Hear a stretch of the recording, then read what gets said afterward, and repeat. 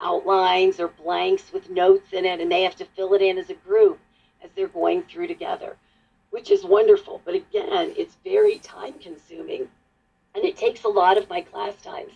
So here is an AI tool that I found that I absolutely love. And I'm curious if any of you are using it. Put that in the chat and tell your peers how you're using it.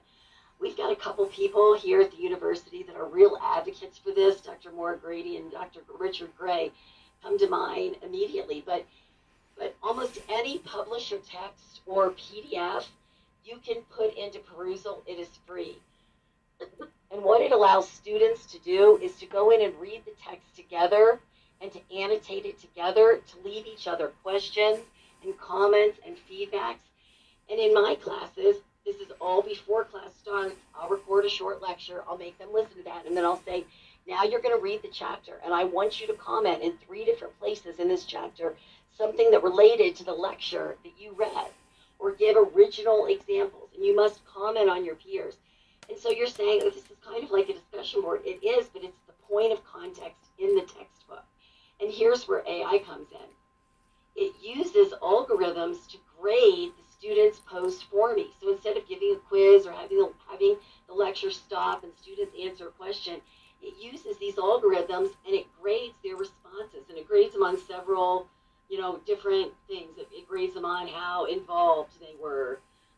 It grades them on how many posts they have. It grades them on how many times when you like a post, it gets bumped up to the top. How many times your posts were liked or bumped up. So it looks at all of these different algorithms to say, this might be a good grade. This is probably predictive of how much the student really uses. Now, for mine, they're very, very low stakes, 5 points. So I let AI grade their participation, but it really gets them in the chapter and not just answering a discussion board question. It makes it very easy to put that question into a tool and have it spit out an answer. They're really having to do the work here. And it's not taking up my class time. They're coming in with that knowledge level thinking already done so that we can move into that higher level thinking. All right, let me give you one last practical strategy with scaffolding. And I mentioned this in the beginning, breaking big projects down into smaller tasks. So for example, right now my students are working on an informative speech, and we have 8 weeks until they deliver that speech. So if the example was a paper, I would break this down into your lit review is due on this day, and your outline on this day, and your first draft, and your second draft. And you must have a peer review it and provide those feedback. Now you must go to the writing center.